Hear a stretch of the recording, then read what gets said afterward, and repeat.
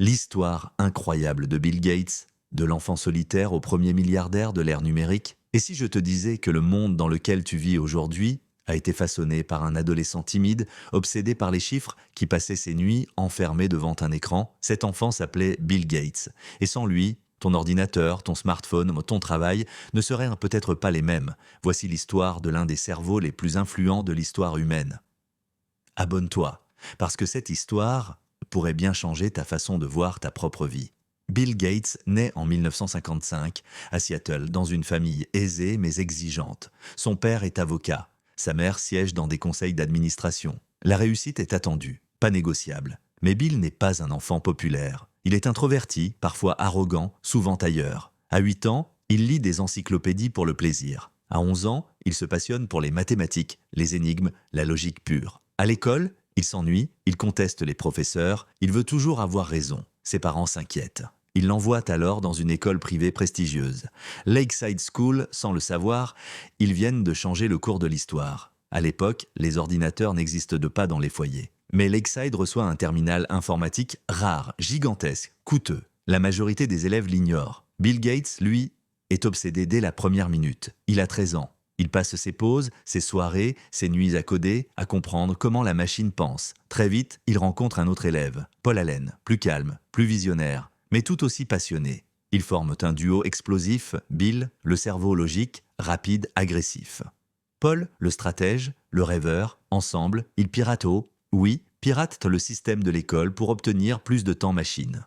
Au lieu de les punir, l'école fait mieux, elle leur confie des missions de programmation réelles.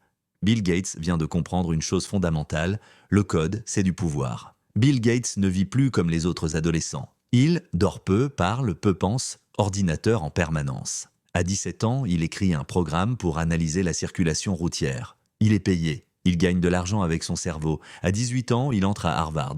Mais Harvard n'est qu'un décor. Il n'écoute pas les cours, il code dans sa chambre, il dort sur le sol. Paul Allen, lui, lit un article dans un magazine.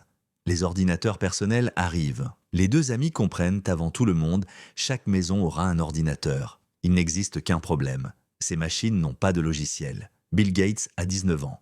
Il prend une décision qui terrifie ses parents. Il quitte Harvard, sans diplôme, sans filet de sécurité. Avec Paul Allen, ils fondent une entreprise dans un garage, Microsoft. Leur idée? Créer des logiciels pour tous les ordinateurs du monde. Leur premier coup de génie, vendre un logiciel qu'ils n'ont pas encore terminé. Ils promettent un langage de programmation à une entreprise, MITS. Ils travaillent en jour et nuit, ils livrent à temps. Microsoft est lancé. IBM, géant mondial, cherche un système d'exploitation. Tout le monde pense que Microsoft va échouer. Mais Bill Gates fait un mouvement historique. Il n'achète pas le système, il le loue. Il rachète un système existant, le modifie et le renomme. MS-DOS, IBM accepte. Mais voici le génie. Microsoft garde les droits. Résultat, chaque ordinateur vendu rapporte de l'argent à Bill Gates.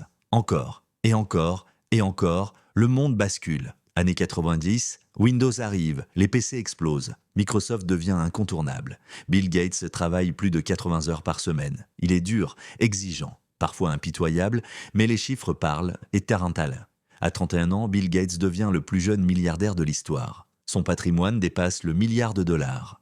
L'enfant solitaire de Seattle vient de façonner le monde moderne. Bill Gates n'était ni le plus populaire, ni le plus riche au départ, ni le plus chanceux. Mais il avait une obsession, une vision long terme, le courage de quitter la voie tracée.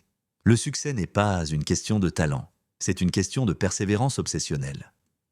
Si cette histoire t'a inspiré, abonne-toi, parce que la prochaine réussite incroyable pourrait bien être la tienne. Et n'hésite à exprimer tes souhaits en commentaire pour cette année 2026. À très vite mon ami.